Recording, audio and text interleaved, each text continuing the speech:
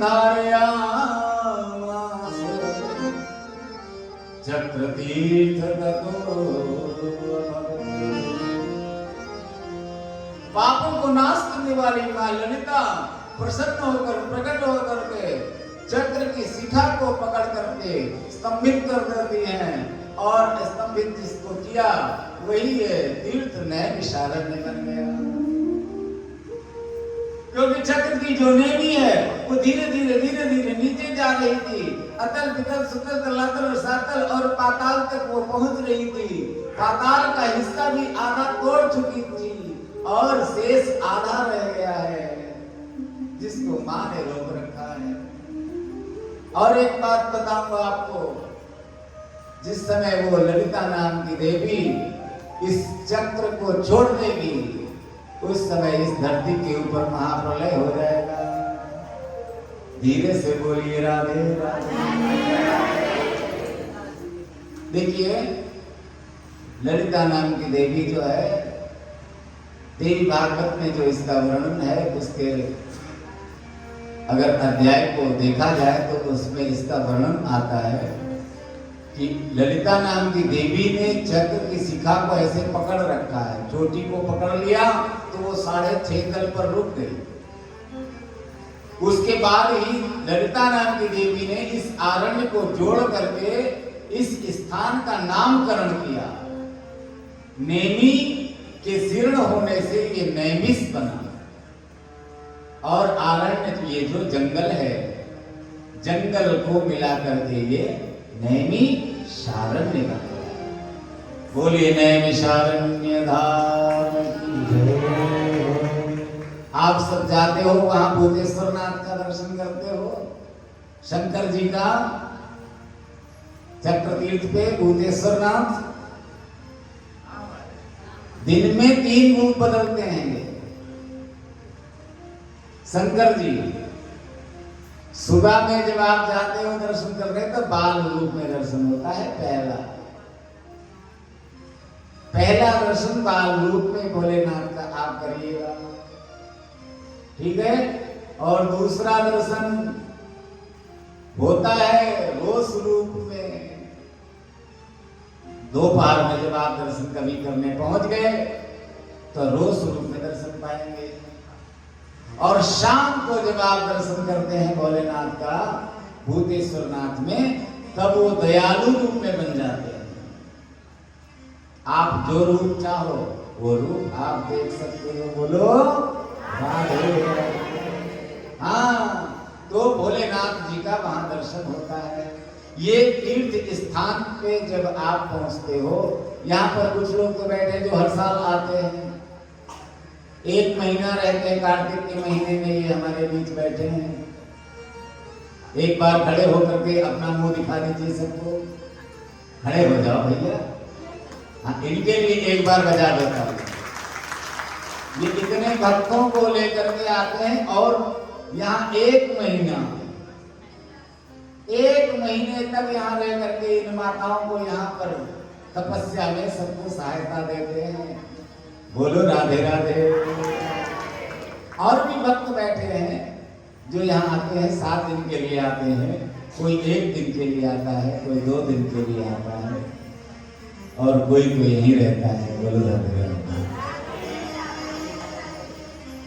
तो ये भूमि नैमी सारण्य की वही है जहां पर सतयुग, त्रेता, द्वापर, कलयुग।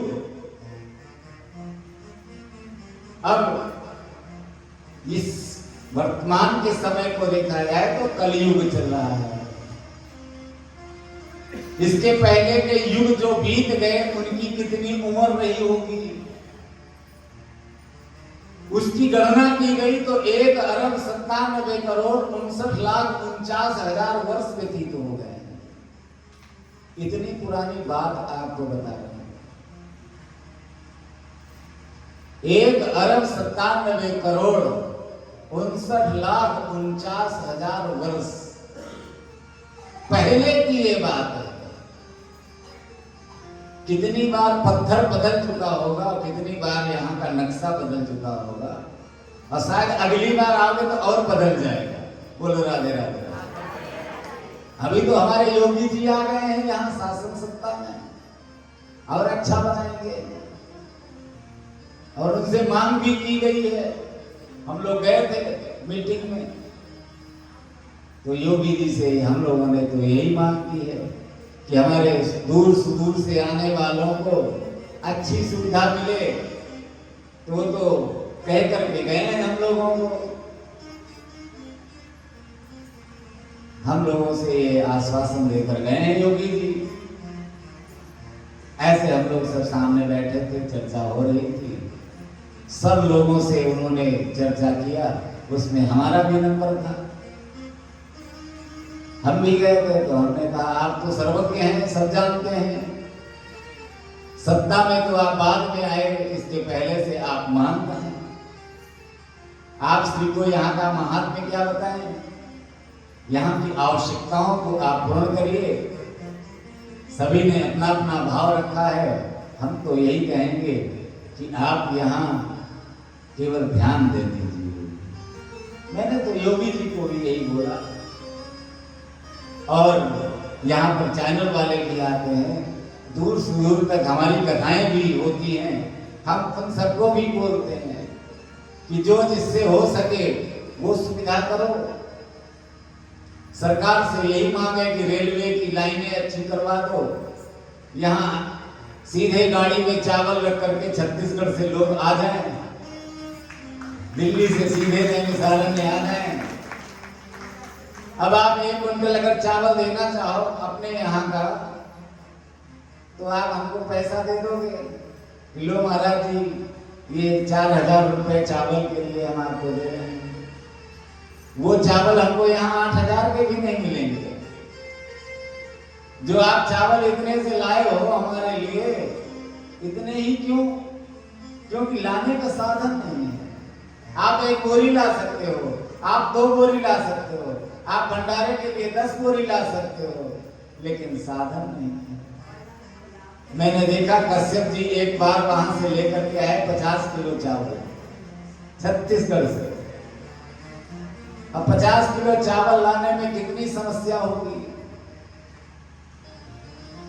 तो हमने शासन से यही मांग की है कि दूर सुदूर से आने वालों के लिए अच्छी सुविधा हो, अच्छे अच्छे रेस्टोरेंट बने हों, आवास की अच्छी व्यवस्था हो, कम पैसे में सुविधा प्राप्त हो। अभी कोई कमरा ले तो 500 रुपए, 700 रुपए, 1000 रुपए, 1500 रुपए, 2000 रुपए, 4000 रुपए, 5000 रुपए, 8000 रुपए वाले भी कमरे हमारे यहाँ नैमिषारण्य में किराए पर मिलते हैं। अब जिसके पास है वो तो 8000 दे देगा 1 दिन का, और जिसको 8 दिन रुकना है वो 8000 वाला कमरा लेकर के अगर रुकेगा तो कथा उसकी कमरे में ही हो जाएगी। 5000 में कथा सुनना चाहते हैं और 64,000 रुपए तो कमरे वाले को देना पड़ेगा। क्यों मौसी जी? तो भाई ऐसी सुविधा हो कि 2-4 हजार रुपए में रहने की व्यवस्था हो जाए, 2-4 हजार रुपए में खाने की व्यवस्था हो जाए, 2000-5000 रुपए पंडित जी को दे दें, अन्नदान कर लें और चले जाएं। अब 2-2 हजार रुपए अगर पंडित जी को देंगे तो हमारी कथा 20-20 हजार रुपए पंडित जी को। पहले यज्ञ होते थे तब 20 हजार रुपए दिए जाते थे पंडित जी को, 20,000 सोने की मोहरें दी जाती थी, लेकिन वो यज्ञ के लिए दी जाती थी। अब पंडित जी को आजकल जैसे हम किसी एक पंडित जी को देना चाहें तो हमारे पास 1100 है, हमने दे दिया। अब 11 पंडित हैं तो 100-100 रुपए। अब 1100 ही है तो 1100 में सबको कुछ करना है, क्योंकि 64,000 तो वहां दे रहे हैं कमरे के लिए। और वही कमरा अगर 4,000 का होता 8 दिन का तो हम 5,000 रुपए ब्राह्मणों को दे देते। लेकिन ये सस्ती व्यवस्था हो जाए तो और अच्छा हो जाएगा। तो इस नैमिषारण्य में ये सब सुविधा धीरे धीरे बन रही है, और बहुत भक्तों ने भी यहाँ बनाया है। यहाँ सभी स्थानों पर जो भी आप देख रहे हो कमरे बने हुए हैं, धर्मशालाएं बनी हुई हैं, धर्मशाला कोई सरकार ने थोड़ा बनाया है। धर्मशाला बनाने वाले आप जैसे सेठ हैं जो यहां आए होंगे बहुत पहले। उन्होंने अपने फंड से पैसा निकलवा दिया और कहा कि यहाँ 20 कमरे बना दो, लोग आएंगे रहेंगे। 1 पैसा 2 पैसा किराया ले लेते थे उनसे। अभी भी धर्मशाला ऐसी बनी है जिसमें 50 रुपए में भी कमरा मिल जाता है कि नहीं? 50 रुपए में कमरा मिल जाएगा। हाँ, सुविधा अगर ढूंढेंगे तो 500 रुपए वाला कमरा मिलेगा, और ज्यादा सुविधा ढूंढेंगे तो 5000 वाला। ये सब सुविधाएं महंगी होती चली गई। आज कलिकाल में इस नैमिषारण्य में बहुत अच्छी सब सुविधाएं हैं। पहले केवल आरण्य था, जंगल था, जंगल में ऋषि लोग सब रहते थे और वो सब ऋषिगण 84 कोस में रहते थे। ये 84 कोस को किलोमीटर में अगर आप निकालिए तो 252 किलोमीटर होता है। 252 किलोमीटर की एरिया में वो सभी ऋषिगण बैठे हुए हैं और सूत जी को उच्च आसन पर बिठाया है। कथा यहां से आरंभ हो रही है। सूत जी को बिठा करके उनसे प्रश्न किया सौनक जी ने। उसने सबसे पहला प्रश्न किया कि मानव के लिए परम धर्म क्या है? मानव के लिए परम धर्म क्या है? और दूसरा प्रश्न किया किस देवता की आराधना करनी चाहिए? तीसरा प्रश्न किया कि वेद में परमात्मा को अजन्मा कहा गया है, तो फिर राम और कृष्ण कैसे बने? चौथे प्रश्न में श्री शौनक जी महाराज सूत जी से कहते हैं कि भगवान के अवतार कितने हुए? कोई 10 कहता है, कोई 24 अवतार कहता है।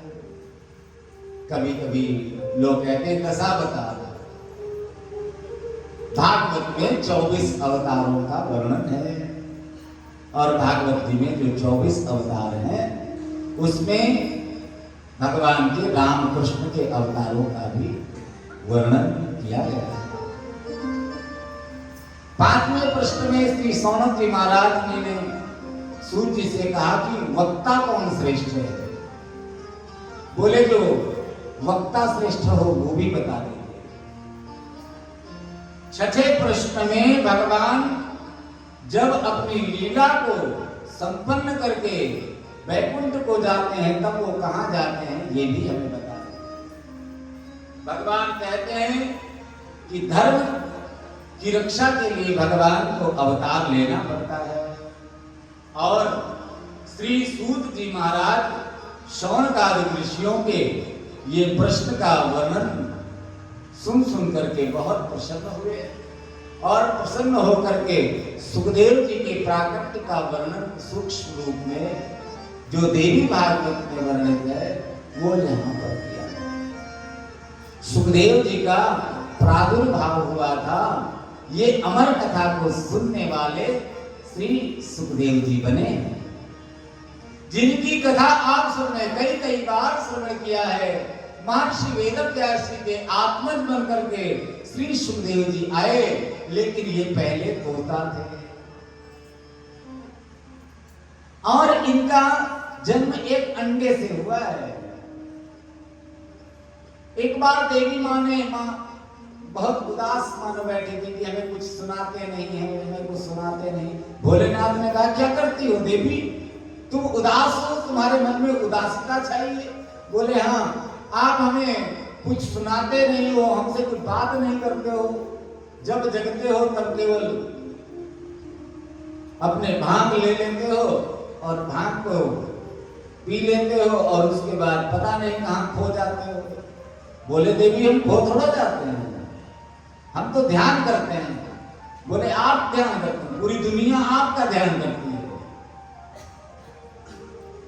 शंकर जी ने कहा कि देवी हाँ दुनिया हमारा ध्यान करती है, ये बात तुम सत्य कह रही हो, लेकिन हम ही भी किसी को ध्यान देना पड़ता है, हमको भी तो ध्यान करना रहता है। बोले आप किसका ध्यान करते हो? बोले हम ध्यान करते हैं बोले किसका? बोले रघुनाथ का, श्री राम का। अच्छा, बोले हाँ उनकी कथा तो बहुत अच्छी है। अच्छा हाँ देवी, ये अमर कथा है, ये जो राम कथा है ये अमर कथा है, और ये अमर कथा हम बार बार सुनते रहते हैं, अपने आप में आनंदित रहते हैं, उसी में हम खोए रहते हैं, हम खो कहीं नहीं जाते हैं, हम तो उसी में हैं। अच्छा, बोले हाँ। देवी जी ने जिद कर दिया कि हमको भी कथा सुननी है। बोले देवी तुम सुन नहीं पाओगी। बोले क्यों? बोले इसमें नींद आ जाती है, जो कथा सुनता है उसको नींद बहुत आती है, वो 3 घंटे 4 घंटे 5 घंटे जग नहीं पाएगा। बोले क्यों? हम तो जगेंगे। बोले नहीं, बीच बीच में बोलना भी पड़ता है। बोले बोलेंगे। बोले अच्छा एक बात बताओ, ये जो माला पहने हो तुम, ये माला बहुत अच्छी है तुम्हारी। माला की प्रशंसा करने लगी देवी जी। माला कह रहे हैं कि बहुत अच्छी है, और इसमें जो गुड़िया पड़ी है मूलों की माला है, मुंडों की माला की प्रशंसा। देवी जी जो है वो कह रही है कि जो मुंडों की माला है ये तो बहुत ही अच्छी है, और ये माला जो आपने धारण किया हुआ है ये माला किसकी है? बोले मुंडों की माला है। बोले थोड़ी बात और करनी है आपसे। तब थोड़ा और निकट आ गई देवी जी। कहती देवी जी कि आप हमको ये बताइए कि आप हमसे प्यार करते हो कि इस माला से प्यार करते हो? ये कौन सी बात हुई? अरे हम तुमसे बहुत प्यार करते हैं। बोले नहीं, हमसे प्यार तो कम करते हो ऐसा हमें लगता है। हमको तो थोड़ी देर अपने वाम अंग में आप बिठाते हो, लेकिन माला तो ये आपके गले में हमेशा पड़ी रहती है। बोले देवी ये शरीर से तुम बैठी हो बाहर, लेकिन ये माला जी में तुम ही हो। कहते हैं ना, जिधर देखती हूं उधर तुम ही तुम हो। गाना गाते हैं ना, कौन सा गाना है? जिधर देखती हूं उधर तुम ही तुम हो। भोलेनाथ ने कहा कि तुम ही तो हो। बोले कहा अच्छा, अब ये भी झूठ बोल रहे हो? बोले नहीं, मैं झूठ कहां बोलता हूं, मैं तो सत्य बात कह रहा हूं, तुम ही हो। बोले हम तो बाहर बैठे हैं। बोले अब की बार जब तुम्हारा जन्म हुआ तब तुम बाहर बैठे, इसके पहले जितने आपके जन्म हुए उतने जन्मों के बाद जब आपका मरण हुआ, मरण के बाद जितने आपके मूड हुए सर उतने ही हमने सब माला बना करके पहन करके इसको इतना बड़ा कर लिया है, और अब की जब फिर मर जाओगी तब फिर तुम्हारा मूड इसी में हम जोड़ देंगे। देवी जी ने कहा अच्छा,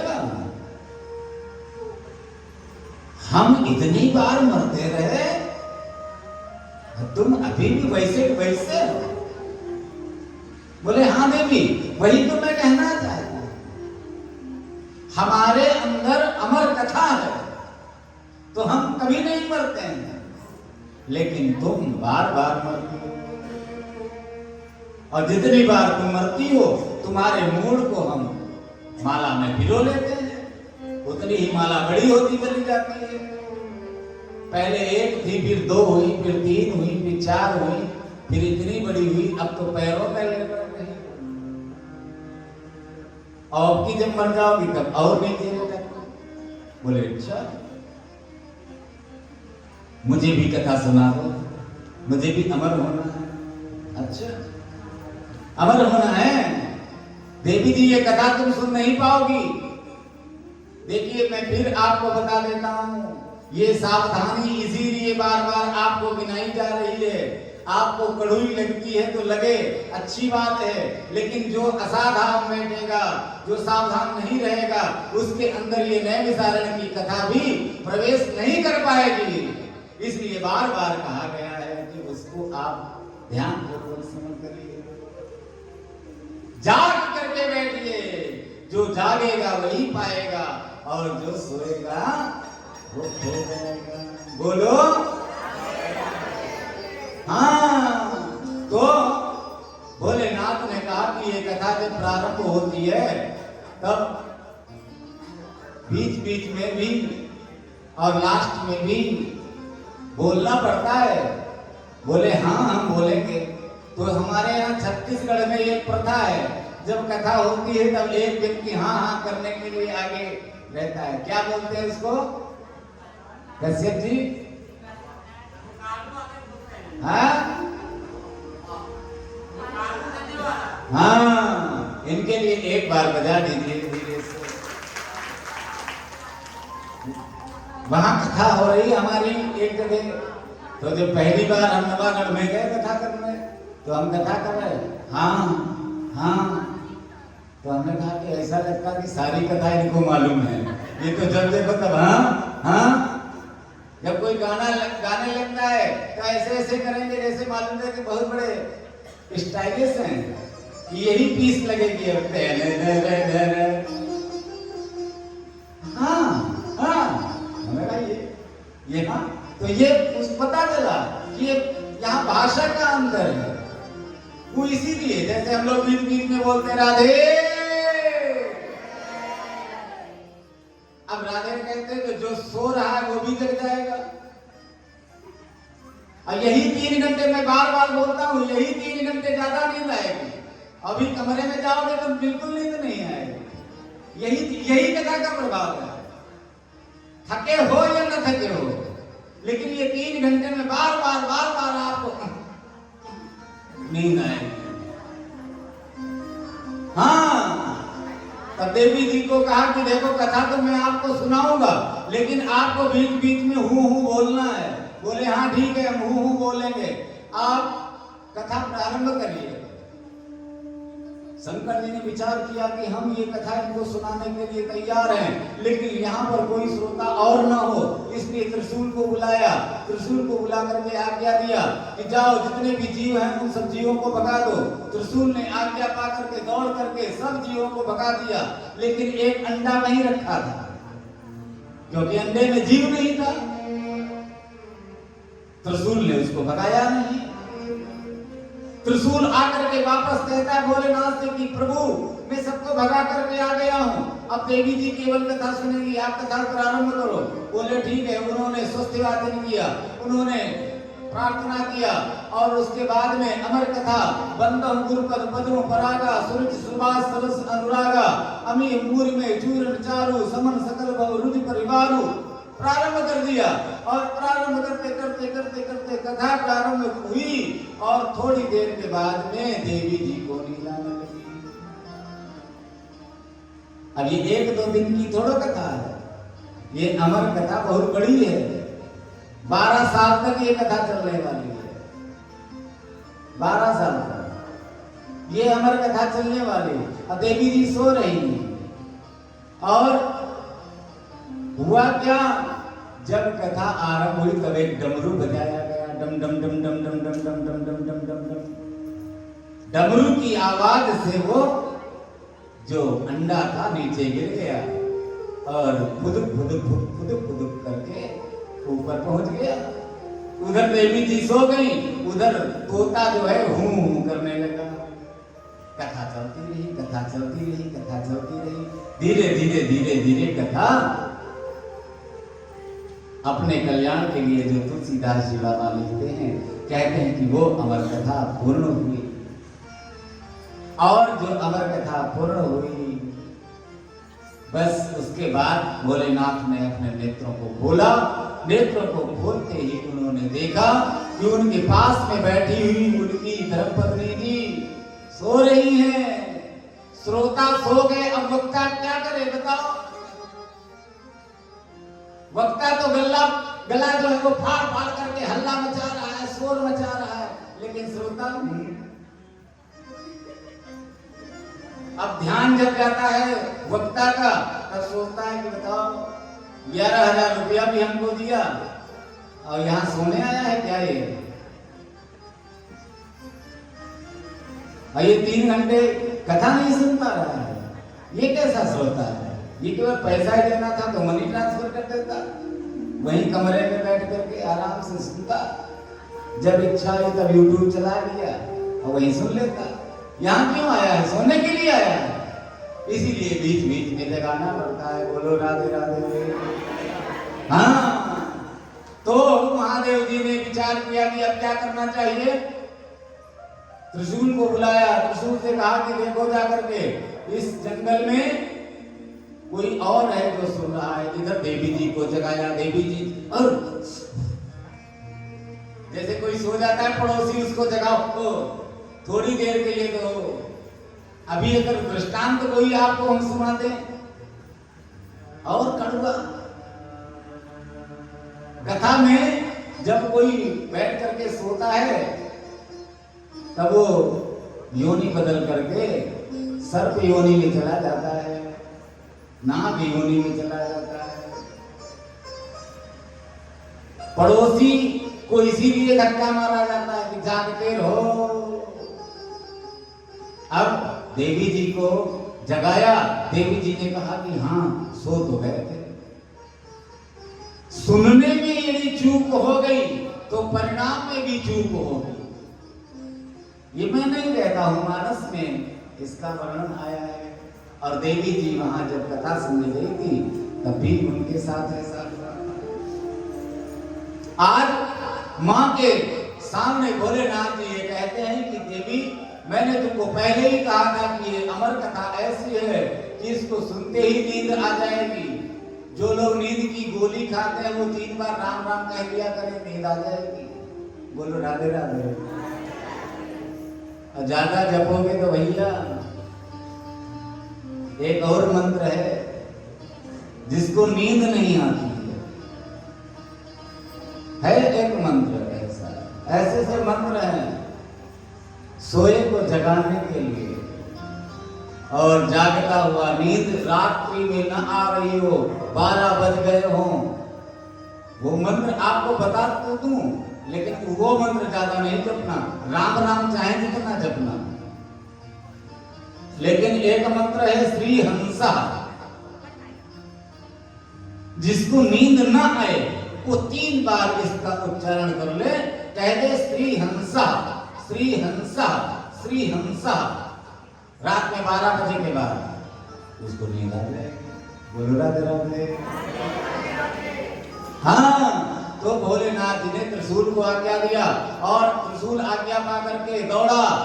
त्रिशूल को अपनी तरफ आते हुए देख करके वो सुख जो है वो दौड़ करके भागा, सब जगह गया, उसको कोई रक्षा करने वाला नहीं मिला।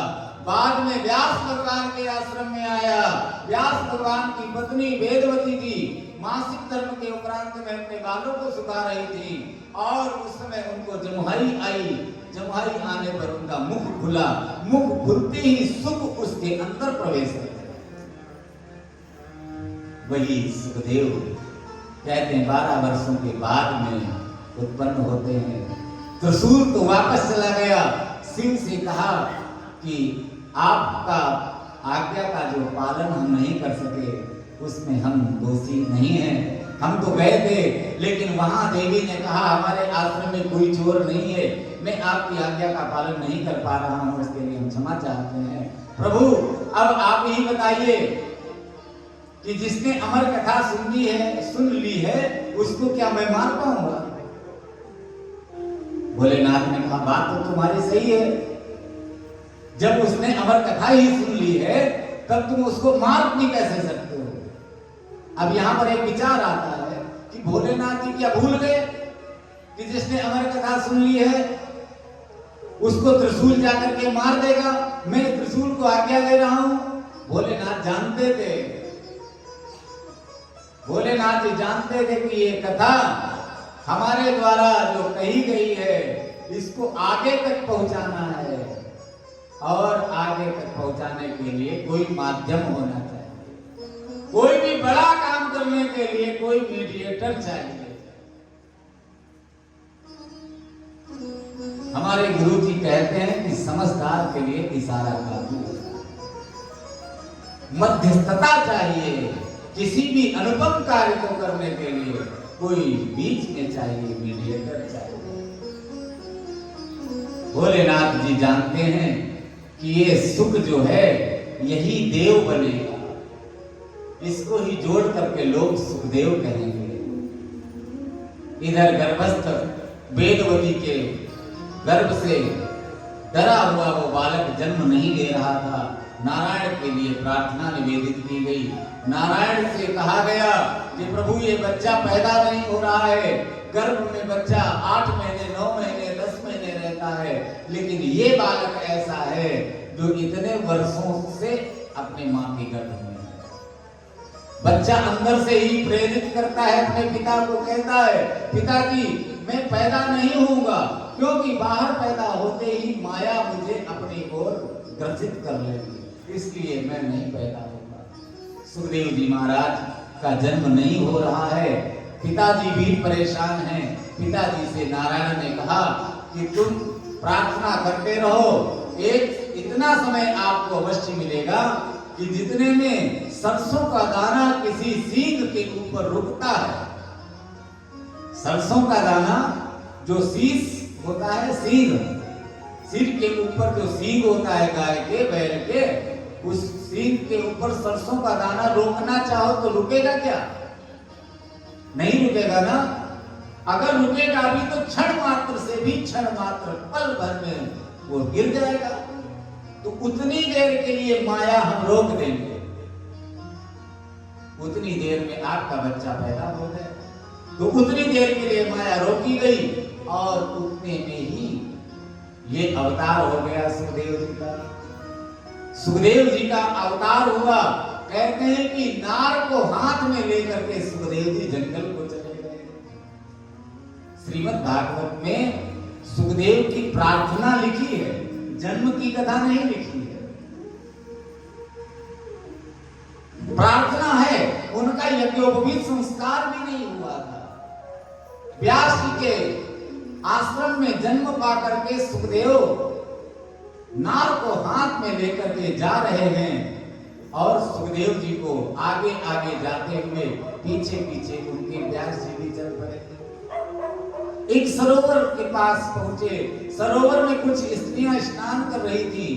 जिन स्त्रियों ने निर्वस्त्र होकर के उसमें स्नान किया था, उन स्नान कर रही गोपिकाओं ने, उन स्त्रियों ने सुखदेव जी को जाते हुए देखा तो वस्त्रों को नहीं पहना। सुखदेव जी जाते रहे, व्यास जी को जब देखा तब कपड़े पहन लिए।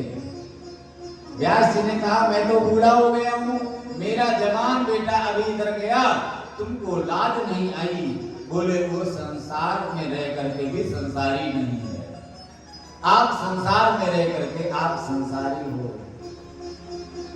आपके अंदर स्त्री और पुरुष के अंदर का भेद पता है,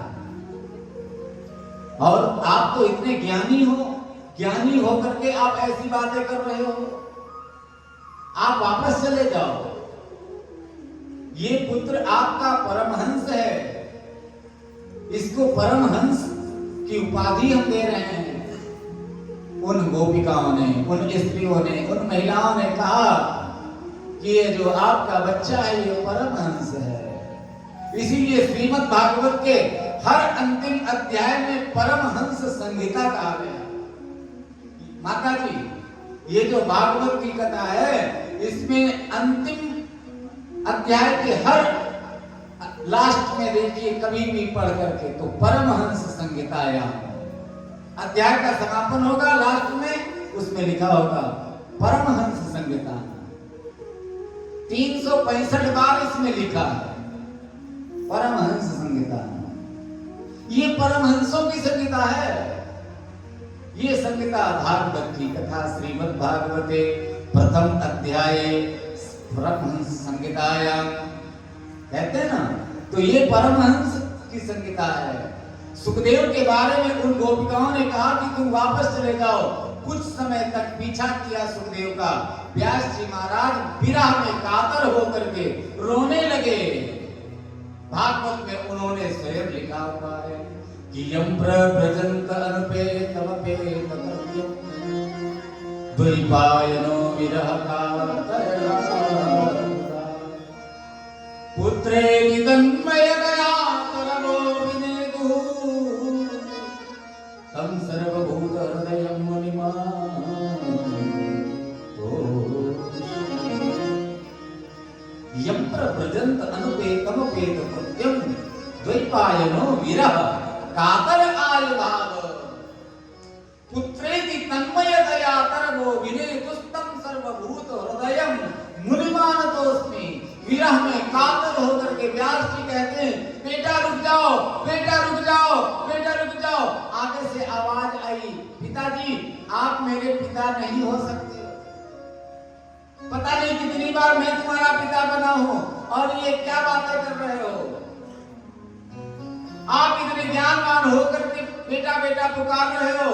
आप घर जाओ, घर में जाकर के माता जी का ध्यान रखो। सुखदेव जी जंगल में चले गए। जंगल में जाकर के एक गुफा में बैठ करके ध्यानस्थ मुद्रा में तपस्या करने लगे। ये तपस्या करते करते एक समय ऐसा आया कि व्यास जी के जो 4 शिष्य हैं वैशंपायन, अंगिरा, जैमिनी, पैल, ये फूलों को लेने के लिए जाते हैं। जाते समय गुनगुनाते रहते हैं, गीत गाते रहते हैं।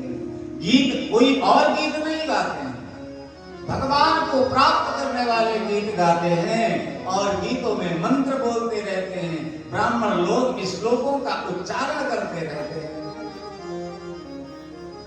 यं प्रव्रजन्तमपेतमपेतकृत्यं द्वैपायनो विरह कातर आविर्भाव पुत्रेति तन्मयतया तरवो विनेदो तं सर्वभूतहृदयं मुनिमानतो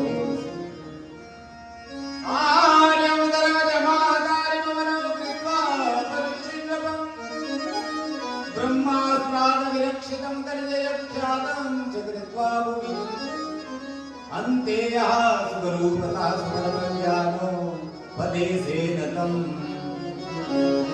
शापादामदमुं नमामि परमानन्दात्प्रतिम्।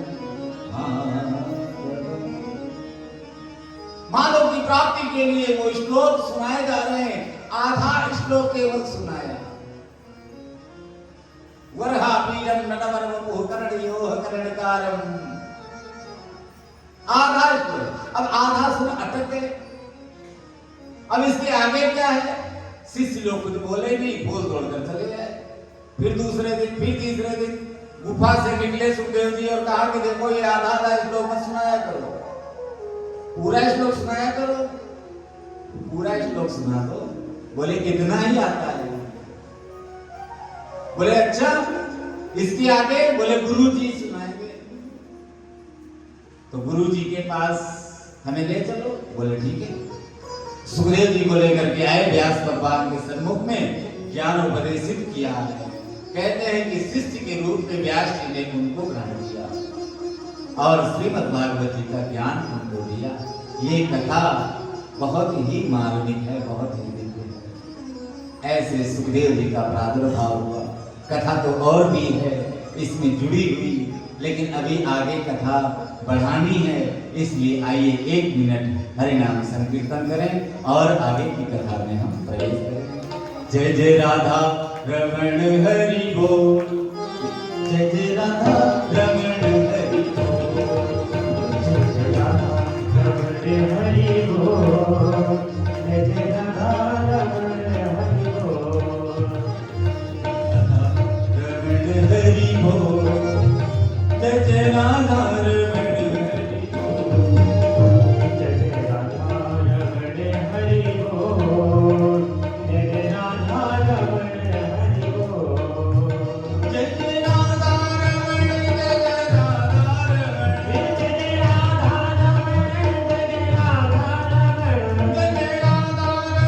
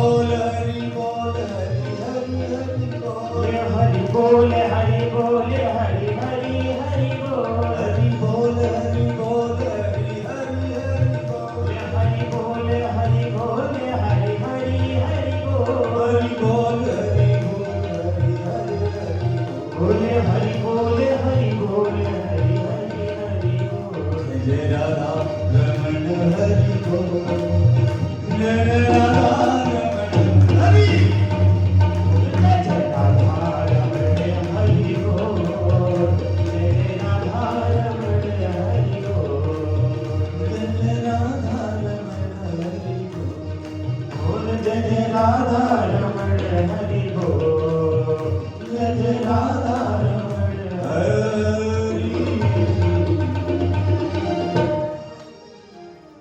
भगवान के दिव्य एक अवतार का वर्णन किया गया। सुखदेव का अवतार हुआ। सुखदेव जी का ये अवतार हमारे आप सभी के लिए हुआ। सुखदेव जी महाराज ज्ञान अर्जित करते हैं, सूत जी भी ज्ञान अर्जित करते हैं। सूत और सुखदेव को व्यास भगवान ने पढ़ाने के बाद में पूछा कि अब तुम दोनों ये कथा किसको सुनाओगे? सूत जी ने कहा कि हम तो ये कथा 88,000 ऋषियों को सुनाएंगे नैमिषारण्य में। सुखदेव जी से पूछा कि बेटा तुम किसको कथा सुनाओगे? सुखदेव जी ने बहुत ही सुंदर उत्तर दिया।